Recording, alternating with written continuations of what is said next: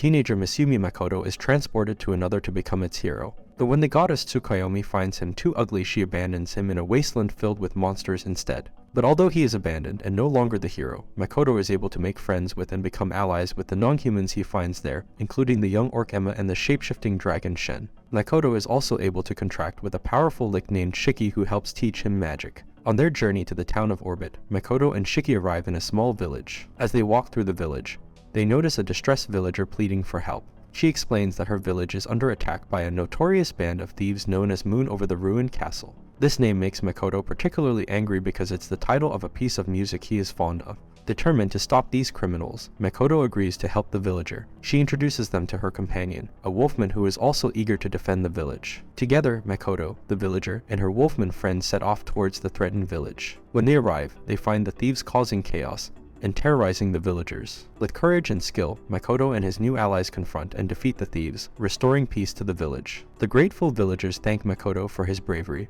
and offer their hospitality. Later, Makoto reunites with Shiki, who has been busy arranging a place for them to stay for the night. As they settle down, Makoto starts to wonder about the other two heroes summoned by the goddess. He thinks about their whereabouts and what they might be doing at that moment. Meanwhile, Mio, another member of their group, is back at the village. She has been experimenting with some new recipes and decides to share them with the villagers. Unfortunately, her culinary creations do not go as planned, leading to some rather disastrous results. The villagers, though well-meaning, struggle to hide their reactions, causing quite a commotion. Despite the mishaps, the evening ends on a lighter note, and the group prepares to continue their journey the next day, with new experiences and questions guiding their way forward. After the goddess abandons Makoto, she summons two other humans from Earth to become her heroes. These new heroes are Hibiki Otonashi, who attended the same school as Makoto, and Tomoki Iwahashi, a middle school student and model. Hibiki comes from a wealthy family and is extremely talented, which makes her life quite boring because she never faces any real challenges. The goddess convinces her to serve by offering her the chance to truly test her abilities and face real difficulties. Excited by this opportunity, Hibiki agrees and starts her journey. She quickly forms a strong party, and together they grow more powerful and achieve many victories. However, their progress hits a serious obstacle when they encounter Mio in her spider form. The fight is fierce, and they nearly lose their lives, barely escaping the encounter. Tomoki, on the other hand, receives unique abilities from the goddess. She grants him immortality during the night, and the power to charm any woman with his left eye. Without meaning to, Tomoki uses this charm to attract all the female members of his party. However, there is one person who is immune to his charm, Princess Lilyfront Gritonia. Instead of being charmed, she begins to manipulate Tomoki to serve her own purposes. Hibiki and Tomoki take part in a joint mission to capture Stella Fortress, which is held by demons. As the battle progresses, the troops supporting them fall into a trap, and the heroes find themselves facing the demon army's general, Io. Io uses his powers to cancel out the goddess' blessings, leaving Tomoki vulnerable as he loses his immortality. Realizing the danger, Tomoki decides to flee, abandoning Hibiki and her party to face the powerful general alone. As Tomoki and his forces retreat, the goddess suddenly teleports Makoto onto the battlefield. There, Makoto encounters Sophia Bulger and Mitsurugi. Meanwhile, Hibiki's party struggles against Io, and is eventually overpowered. In a desperate bid to escape, one of Hibiki's companions, Navar Polar, sacrifices herself, allowing the others to retreat. Heartbroken by Navar's death, Hibiki vows to become stronger to prevent such losses in the future. While Hibiki grieves and resolves to grow more powerful, Makoto, severely injured from his confrontation, is tended to by Mio and Tomo. They work hard to heal his critical wounds, ensuring his survival and recovery. Now, back in the present, Makoto and Shiki finally reach their destination. Their long journey has been filled with challenges, and they are ready to face whatever comes next, each bearing the scars and lessons from their past battles. After the Stellar Wars, Makoto and his companions settle into life at the academy, where they encounter a fresh set of challenges. Makoto, in a surprising turn of events, is mistakenly appointed as a temporary instructor due to a mix-up involving the academy's staff and his extraordinary abilities. During his time as an instructor, Makoto employs unconventional teaching techniques to educate the students. His lessons extend beyond mere magic and combat skills, encompassing essential values such as empathy, teamwork, and mutual understanding among the diverse student body. Through his interactions with the students, Makoto gains valuable insights into the complex political and social dynamics of the world around him.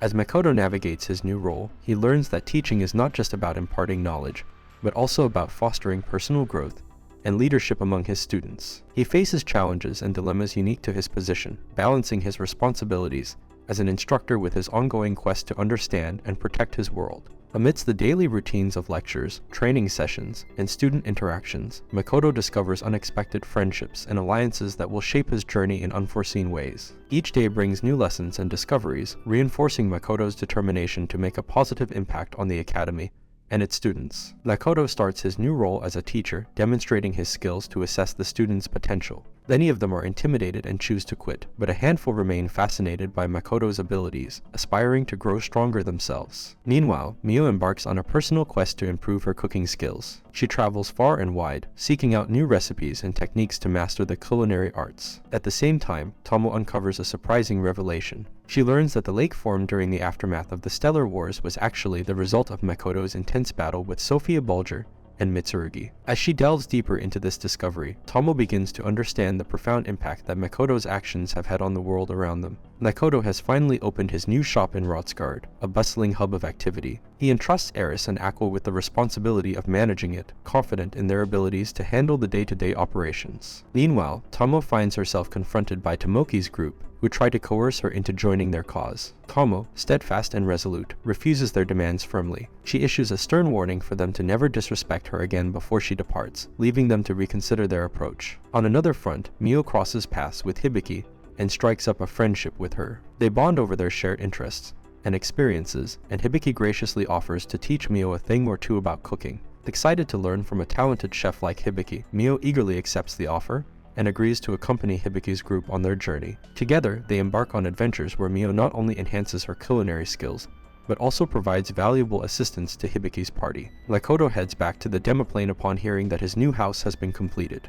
As he arrives, he notices that the weather has turned unusually hot. Tomo quickly deduces that this change is linked to Makoto's frequent placement of missed gates without careful consideration. Meanwhile, Mio continues to expand her culinary skills under Hibiki's tutelage, all while concealing her true identity. Hibiki, impressed by Mio's progress, extends an invitation for her to join a journey to Limia, emphasizing the importance of her contribution to the world's fate. However, Mio politely declines the offer, preferring to focus on her cooking endeavors for the time being. In another part of the demiplane, Makoto is assigned the task of interviewing potential new residents with Emma. Their mission is to evaluate candidates and welcome Winken and Gorgons into the demiplane community. Makoto approaches the interviews with his usual calm demeanor, aiming to select individuals who will contribute positively to their shared home. As Tomo works to stabilize the demiplane's weather, Makoto resumes his teaching duties in Rotsgard. He's intrigued to find several new students attending his lectures, Karen Force, along with Sif and Yuno Rembrandt, the daughters whose afflictions he helped cure previously. During one of his sessions, Makoto organizes sparring matches between his regular students and a formidable blue lizard, while he himself engages in duels with the newcomers. After assessing their skills, Makoto pulls Karen aside for a private conversation. He confronts her, revealing that he knows she is actually a demon named Rona, a fact Shiki had already discovered during his time as a Lick. Karen explains that she infiltrated the academy to investigate rumors of human experimentation, a matter that Makoto's ally, Lime, is also researching.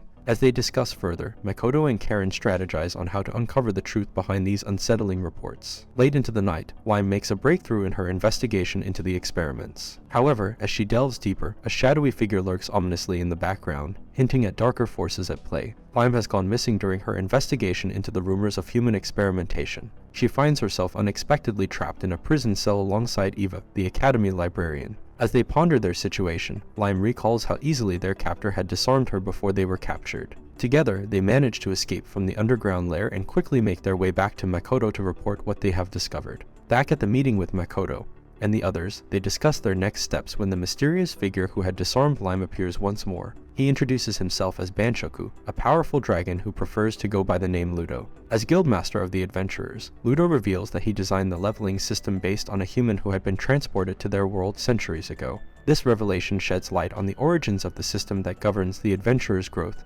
and development. Before departing, Tomo presses Ludo for more information. Ludo cryptically hints that Makoto has the potential to become a superhuman capable of returning to his own world at will, a prospect that intrigues Ludo greatly. He expresses eagerness to witness Makoto's development and ultimate destiny. After sharing crucial information with Makoto about the human experiments, Karen, also known as Rona, makes a decision to depart from the city and the academy. She feels it's best to distance herself from the troubling situation. Seeking answers, Makoto confronts Bright Sensei about his involvement in the experiments. Bright Sensei confesses that his actions stem from a deep-seated resentment towards the goddess. He believes that demihumans should endure sacrifices similar to those of humans. As the summer break approaches, Makoto organizes combat drills for his students, featuring Sui, a formidable female blue lizard. The exercises are intense, preparing the students for future challenges. Before parting ways for the break, Makoto's students express a desire for additional training sessions. Impressed by their dedication, Makoto agrees to conduct weekly lessons during the vacation period. In gratitude for Makoto's assistance, Eva selects a special book for him from the academy library. It's her way of showing appreciation for his support. As the summer progresses, Makoto's students set their sights on a lofty goal, defeating a dragon. They put their skills to the test, but despite their efforts, they fall short of victory. Eris intervenes, following Makoto's instructions to keep a watchful eye on them and ensure their safety. Seeking to boost his mana capabilities, Makoto seeks out Luda for guidance. Luda kindly lends him a book focused on enhancing mana proficiency, hoping it will aid Makoto in his quest. Concurrently, Eva presents Makoto with another book she selected, also centered on mastering advanced mana techniques. Back in the demiplane, Makoto engages in a simulated battle with the Winkin residents, evaluating their performance and offering constructive feedback. Through perseverance and dedication, Makoto eventually achieves a breakthrough. He successfully transforms his mana into tangible matter within the demiplane. The following day, inspired by Makoto's progress, the demiplane residents showcase their individual strengths with varying degrees of success. Neo, impressed by Makoto's achievements, surprises him with a special gift, a hero suit to honor his journey, and newfound abilities. Filled with determination, Makoto demonstrates his new mana manifestation technique to the astonishment of everyone present. The display of his evolving skills leaves a profound impact on those who witness it, sparking admiration and curiosity among his peers. In the depths of the demiplane's woods, an ogre receives a stern warning from the resident giant beasts, instructing it to steer clear of their territory henceforth. Curious about the situation, Makoto decides to investigate alone. Venturing deeper into the forest, he encounters a massive bear and a pack of wolves, each claiming their stake in the area. Seeking harmony among the inhabitants, Makoto negotiates a truce between the wolves and bears, ensuring they agree to coexist peacefully. However, to solidify the pact, he must also approach a majestic giant eagle known as the Rock Bird. When the eagle finally appears, Makoto presents the terms of mutual guardianship over the forest. The Rock Bird accepts the proposal and takes on its new title before soaring off into the skies. Meanwhile, Jin finds himself reminiscing about his first love, Miranda, whom he once fought alongside against monstrous creatures. Their bond shattered when Jin witnessed Miranda's fervor in slaying a chimera, labeling her actions as monstrous. Driven by regret, Jin resolves to strengthen himself to apologize to Miranda, and sets his sights on defeating a powerful demidragon. Makoto assists Jin in planning and preparing for their daunting quest. Together with their group, they face the demidragon in a fierce battle and emerge victorious. Elsewhere, Miranda, now known as Sophia, reflects on her past deeds, particularly the moment she vanquished the chimera. She discovers her origins tied to Ludo's experiments, a revelation that weighs heavily on her. With thoughts of Jin lingering in her mind, Sophia departs alongside Lancer, her loyal companion. As Makoto continues to foster harmony in the demiplane's wilderness, and Jin strives towards redemption, Sophia's journey takes her deeper into the complexities of her existence and the choices that define her path. Each character's story intertwines, shaping the fate of their world in unforeseen ways. And this is all for this video. Make sure to subscribe if you enjoyed it, and I will see you in the next one.